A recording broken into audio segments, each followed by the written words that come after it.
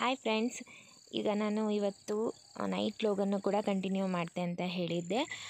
ನಾನು ಸುಲಿಯೋಕಾಳು ಗಿಡ ಹಾಕಿದ್ದು ನಿಮಗೆ ತೋರಿಸಿದ್ದೆ ಅಲ್ವಾ, ಅದನ್ನು ಪೂರ್ತಿ ಕಿತ್ತುಬಿಟ್ಟೆ. ಯಾಕೆ ಅಂತ ಅಂದರೆ ನನ್ನ ದೇವಿ ಬಂದು ಇವತ್ತು 2 ಗಿಡನ ಕಿತ್ತು ತಿಂದುಬಿಡ್ತು. ಹಾಗಾಗಿ ಇದು ಸರಿಯಾಗಿ ಬೆಳೆದಿದೆ, ಇನ್ನೊಂಚೂರು ಬೆಳಿಬೇಕಿತ್ತು. ಯಾಕೆಂದರೆ ಇಲ್ಲಿ ವೈಟ್ ಕೋಡ್ ಥರ ಕಾಣಿಸ್ತಾ ಉಂಟಲ್ವ, ಅದು ಮಾತ್ರ ಯೂಸ್ ಮಾಡೋದು. ಬಟ್ ಈ ಥರ ಹಸಿರದ್ದು ಯೂಸ್ ಮಾಡಲ್ಲ ಅನ್ನೋಕ್ಕಿಂತ ಕೊಯ್ಯಲ್ಲ, ಯೂಸ್ ಮಾಡ್ಬೋದು, ಹಾಗೇನೂ ಇಲ್ಲ. ಅಂದರೆ ನಾವು ವ್ಯಾಪಾರಕ್ಕೆ ಕೊಡೋದಾದರೆ ಆ ವೈಟ್ ಆದಂಥ ಕೋಡನ್ನು ಮಾತ್ರ ಕಿತ್ತುಬಿಟ್ಟು ಮಾರಾಟ ಮಾಡ್ತಾರೆ ಅಷ್ಟೇ. ನಾನು ಇದು ಇನ್ನೇನು ಬಿಡೋದಿಲ್ಲ ಅಂತ ಹೇಳಿ ನಾನೆಲ್ಲನೂ ಕಿತ್ತುಬಿಟ್ಟು ಪಲಾವ್ ಮಾಡೋಣ ಅಂತ ಎಲ್ಲನೂ ಕಿತ್ತುಬಿಟ್ಟೆ. ಈ ಥರ ನೋಡಿ ವೈಟ್ ಕಾಳಿರುತ್ತೆ ಇದರಲ್ಲಿ. ನನ್ನ ಮಗ ಚಟ್ನಿ ಪುಡಿ ಮಾಡಿಕೊಡು ಅಂತ ಇದ್ದ, ಯಾಕಂದರೆ ಅವನು ಸ್ಕೂಲಿಗೆ ಹೊರಟಿದ್ದಾನೆ.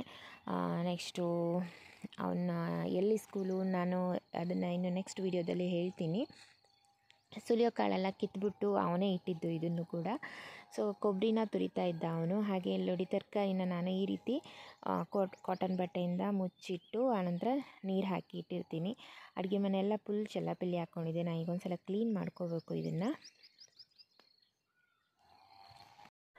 ಹಾಯ್, ಇವತ್ತು ನಾನು ನೈಟ್ ವ್ಲಾಗನ್ನು ಕಂಟಿನ್ಯೂ ಮಾಡ್ತಾ ಇದ್ದೀನಿ. ಯಾಕಂದರೆ ಇವತ್ತು ಅಡುಗೆ ಮನೇಲಿ ತುಂಬಾ ಕೆಲಸ ಇತ್ತು. ಸೊ ನಿಮ್ಮ ಜೊತೆ ಮಾತಾಡ್ತಾ ಹಾಗೆ ಅಡುಗೆ ಏನೇನು ಮಾಡ್ತಾ ಇದ್ದೀನಿ ಅಂತ ಹೇಳೋಣ ಅಂದ್ಕೊಂಡು. ಏನೂ ಇಲ್ಲ, ನನ್ನ ಮಗ ಸುಲಿಯೋ ಕಾಳು ಅಂತ ಅನ್ನಲ್ವ ನಾನು, ಈ ಥರ ಕಾಳು ಬರುತ್ತೆ ನೋಡಿ, ಈ ಥರ ಹಸಿರು ಕಾಳು, ವೈಟ್ ಕಾಳು ಬರುತ್ತೆ. ಇದನ್ನು ಅವನು ಸುಲಿದು ಕೊಟ್ಟಿದ್ದಾನೆ ನನಗೆ. ಇದು ನಾಳೆಗೆ ನಾನು ಪಲಾವ್ ಮಾಡ್ತಾ ಇದ್ದೀನಿ. ಅಂದರೆ ಬಟಾಣಿ ಬದಲು ಇದನ್ನು ಯೂಸ್ ಮಾಡಿ ಪಲಾವ್ ಮಾಡೋದು. ಹಾಗೆ ಮಾವಿನಕಾಯಿನ ನಾನು ತಂದಿದ್ದೆ, ಹೇಳಿದೆ ನಿಮ್ಗೆ ಆವಾಗ ಬೆಳಿಗ್ಗೆ ಲೋಗಲ್ಲಿ.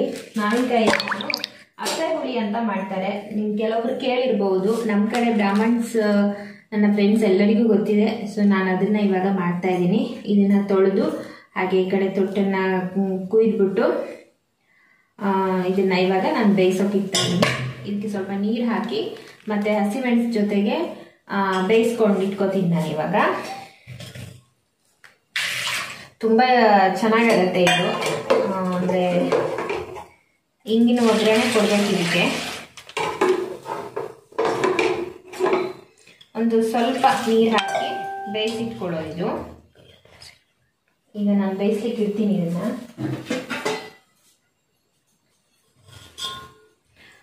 ಉಪ್ಪೇನು ಹಾಕಬೇಕು ಅಂತ ಇಲ್ಲ, ಹಾಗೆ ಬೇಯಿಸ್ಲಿಕ್ಕೆ ಇಡ್ಬೋದು.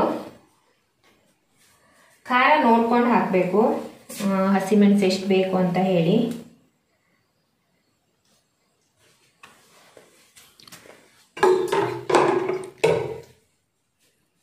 ನಾನು 4 ಹಸಿಮೆಣಸನ್ನು ಹಾಕ್ತಾ ಇದ್ದೀನಿ. ಇದನ್ನ ಬೇಯಿಸೋಕೆ ಇಟ್ಕೊತೀನಿ ಈಗ.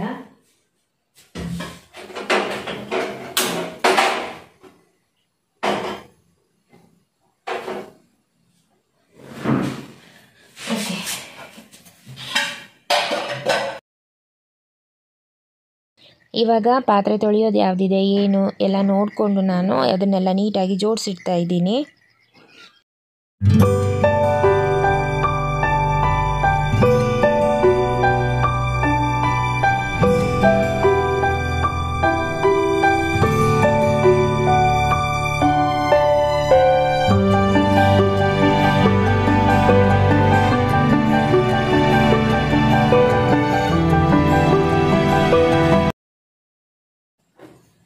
ಪಾತ್ರೆಗಳು ಯಾವ್ಯಾವ್ದಿದೆ ಏನೇನಿದೆ ಅದನ್ನೆಲ್ಲ ತೊಳೆಯೋದೆಲ್ಲ ಮತ್ತೆ ನಾಳೆಗೆ ತೊಳ್ಕೊಬೇಕಲ್ವಾ, ಅದನ್ನೆಲ್ಲ ಇವಾಗ ಫಸ್ಟ್ ತೆಗೆದಿಟ್ಕೊಂಡ್ರೆ ಇಲ್ಲಿ ಜಾಗ ಕ್ಲಿಯರ್ ಆಗುತ್ತೆ.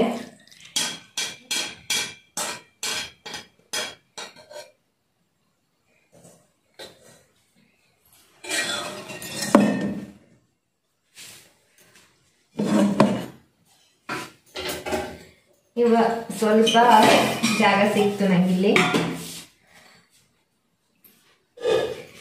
ಇವಾಗ ಚಟ್ನಿ ಪುಡಿ ಮಾಡೋಕೆ ರೆಡಿ ಮಾಡ್ಕೊತಾ ಇದ್ದೀನಿ. ನನ್ನ ಮುಖ ತುಂಬ ಆಯಿಲಿ ಕಾಣಿಸ್ತಾ ಇದೆ ನಿಮಗೆ, ಯಾಕಂದರೆ ಮುಖ ಸ್ವಲ್ಪ ಈ ಕಡೆ ಎಲ್ಲ ಒಡೆದಿತ್ತು. ಹಾಗಾಗಿ ಸ್ವಲ್ಪ ತೆಂಗಿನ ಎಣ್ಣೆನ ಹಚ್ಕೊಂಡೆ ನಾನು. ಚಟ್ನಿ ಪುಡಿ ಮಾಡ್ತೀನಿ ಇವಾಗ. ಅದು ಯಾಕೆ ಅಂದರೆ ನನ್ನ ಮಗನಿಗೆ ತುಂಬಾ ಇಷ್ಟ. ಹಾಗೆ ನನ್ನ ಮಗ ಸ್ಕೂಲ್ ಸ್ಟಾರ್ಟ್ ಆಗಿದೆ, ನನ್ನ ಮಗನ ಸ್ಕೂಲಿಗೆ ನಾನು ಕಳಿಸ್ತಾ ಇದ್ದೀನಿ. ಅದು ಯಾವ ಸ್ಕೂಲು ಏನು, ಅವನೆಲ್ಲಿರ್ತಾನೆ, ನಮ್ಮ ಜೊತೆ ಇರ್ತಾನೆ ಅಥವಾ ಬೇರೆ ಕಡೆ ಇರ್ತಾನೆ ಎಲ್ಲ ನೆಕ್ಸ್ಟ್ ನಾನು ವಿಡಿಯೋದಲ್ಲಿ ಶೇರ್ ಮಾಡ್ಕೋತೀನಿ. ಚಟ್ನಿ ಪುಡಿಗೆ ನಾನು ಇವಾಗ ಶೇಂಗಾನ ಹುರ್ಕೊಳ್ತಾ ಇದ್ದೀನಿ. ತುಂಬ ಸಣ್ಣ ಉರಿಲಿ ಇದನ್ನು ಹುರ್ಕೋಬೇಕು, ಇದ್ರ ಸಿಪ್ಪೆ ತೆಗಿಬೇಕು. ಹಾಗೆ ಇಲ್ಲಿ ಕರಿಬೇವಿನ ಸೊಪ್ಪನ್ನು ಆಲ್ರೆಡಿ ನಾನು ಇವಾಗಲೇ ಹುರಿದಿಟ್ಕೊಂಡಿದ್ದೀನಿ. ನೋಡಿ ಈ ಥರ ಕ್ರಿಸ್ಪಿಯಾಗಿ ಬರಬೇಕದು. ಅದೇ ರೀತಿ ನಾನು ಮಾವಿನಕಾಯಿ ಬೇಯಿಸಿಟ್ಕೊಳ್ತೆ ಅಂತ ಅಂದರೆ ಅದನ್ನು ಇವಾಗ ಬೇಯಿಸಿ ಆ ಬೇಯಿಸಿದ ನೀರನ್ನು ತೆಗೆದಿದ್ದೀನಿ. ಇದು ಇವಾಗ ತಣಿಬೇಕು. ಅಂದರೆ ಪೂರ್ತಿ ತಣದ ಮೇಲೆ ಇದರ ಸಿಪ್ಪೆನೆಲ್ಲ ತೆಗೆದು ಮತ್ತು ಸ್ವಲ್ಪ ನೀರನ್ನು ಆ್ಯಡ್ ಮಾಡಿ ನಮಗೆ ಎಷ್ಟು ಬೇಕೋ ಅಷ್ಟು ಒಂದು ಹುಳಿಗೆ ಎಷ್ಟು ಅದು ಸೂಟ್ ಆಗುತ್ತೋ ಅಷ್ಟು ನೀರನ್ನು ಹಾಕಿ ನಂತರ ಮುಂದಿನ ಪ್ರೊಸೆಸ್ ಆಮೇಲೆ ಹೇಳ್ತೀನಿ ನಾನು. ಸೊ ಇದು ಕೊಬ್ಬರಿ ಆವಾಗಲೇ ತುರಿದಿಟ್ಕೊಂಡಿರೋದು. ಇಲ್ಲಿ ನನ್ನ ಮಗ ಬೆಳ್ಳುಳ್ಳಿನ ಸುರಿತಾ ಇದ್ದಾನೆ. ಅವನಿಗೆ ಅಮ್ಮನಿಗೆ ಹೆಲ್ಪ್ ಮಾಡೋದು ತುಂಬಾ ಇಷ್ಟ, ಓದೋದ್ರಕ್ಕಿಂತ. ನಗಾಡ್ತಾನೆ. ಮತ್ತು ಇವಾಗ ಅಪ್ಪೆ ಹುಳಿಗೆ ನಾನು ರೆಡಿ ಮಾಡ್ಕೊಳ್ತಾ ಇದ್ದೀನಿ. ನೋಡಿ ಇದಕ್ಕೆ ಎಷ್ಟು ಬೇಕೋ ಅಷ್ಟು ನೀರನ್ನು ಹಾಕಿ ಈ ಸಿಪ್ಪೆನೆಲ್ಲ ತೆಗೆದು ನೀಟಾಗಿ ಅದನ್ನು ಏನು ಕಿವುಚಬೇಕು ಅಂತಾರಲ್ವ, ಕಿವುಚೋದು ಆ ಥರ ಕಿವುಚ್ಕೋಬೇಕು. ಹಸಿಮೆಣಸು ಸಮೇತ ಕಿವುಚ್ಕೋಬೇಕು. ಇದರ ಸಿಪ್ಪೆ ಮತ್ತು ಅದರ ಒಳಗಡಿನ ಪಲ್ಪ್ ಎಲ್ಲನೂ ನೀಟಾಗಿ ಬರಬೇಕು. ಹಾಗೆ ಅದೆಲ್ಲ ಆದಮೇಲೆ ನೀಟಾಗಿ ಕಿವುಚ್ಕೊಂಡ್ಮೇಲೆ ಈ ಬೀಜನೆಲ್ಲ ತೆಗೆದುಬಿಡಬೇಕು. ಅದ್ರ ಜೊತೆಗೆ ನೀಟಾಗಿ ಕಿವುಚ್ಕೊಂಡ್ಮೇಲೆ ನೋಡಿ ಈ ಥರ ಸಿಪ್ಪೆ ಮತ್ತು ಎಲ್ಲ ಒಂದು ಗೊರಟು ಥರ ಇತ್ತಲ್ವ ಅದನ್ನೆಲ್ಲ ತೆಗಿಬೇಕು. ಗಟ್ಟಿ ಇರೋದು ಬೀಜ ಅವನ್ನೆಲ್ಲ ತೆಗಿಬೇಕು. ಕೇವಲ ಪಲ್ಪ್ ಮಾತ್ರ ಇದ್ದು ಅದನ್ನು ಮಾತ್ರ ನೀಟಾಗಿ ಕಿವುಚ್ಕೋಬೇಕು. ನಂತರ ಉಪ್ಪು ಹಾಕಿಬಿಟ್ಟು ನಂತರ ಇದಕ್ಕೆ ಇಂಗಿನ ಒಗ್ಗರಣೆಯನ್ನು ಕೊಡಬೇಕು. ನಾನೀಗ ವೇಣು ಬಂದ ಹಾಗಾಗಿ ಈಗ ಎಲ್ಲ ಊಟಕ್ಕೆ ರೆಡಿ ಮಾಡ್ತಾ ಇದ್ದೀನಿ ನಾನು. ಅಪ್ಪೆ ಹುಳಿ ರೆಡಿಯಾಗಿದೆ ಆಲ್ರೆಡಿ. ಇವಾಗ ಚಟ್ನಿ ಪುಡಿನ ನಾನು ಊಟ ಮಾಡಿದ ನಂತರ ಬಿಸ್ಕೊಳ್ತೀನಿ. ಅದು ಸಾಮಾನೆಲ್ಲ ಹುರಿದಿಟ್ಟೆ, ಅದನ್ನು ತೋರಿಸ್ಲಿಕ್ಕೆ ನನಗೆ ಆಗಿಲ್ಲ. ಯಾಕಂದರೆ ವೇಣು ಮೊಬೈಲ್ ತೊಗೊಂಡು ಗೇಮ್ ಆಡ್ತಾ ಇದ್ದ.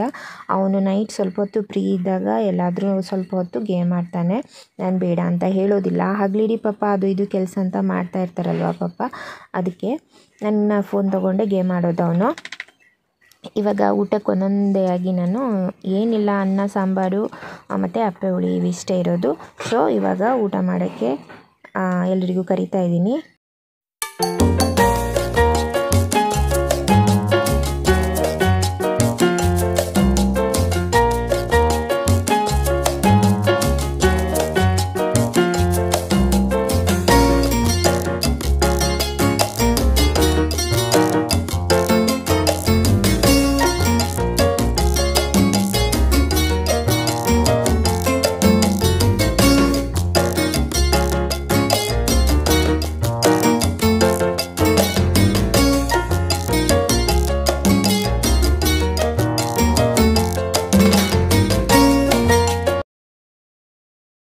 ಇಲ್ಲಿ ವೇಣು ಊಟಕ್ಕೆ ಬಂದರು.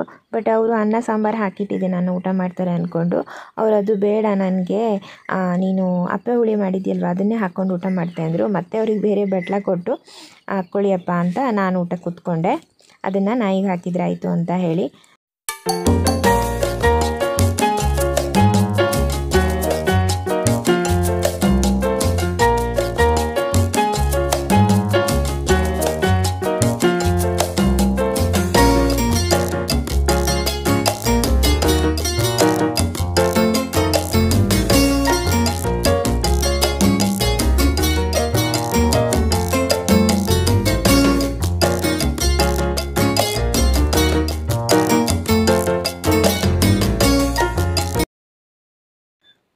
ಓಕೆ ಫ್ರೆಂಡ್ಸ್, ಇವಾಗ ಎಲ್ಲರೂ ಊಟ ಮಾಡ್ತಾಯಿದ್ದೀವಿ. ಹಾಗೆ ಊಟ ಆಯಿತು ಕೂಡ.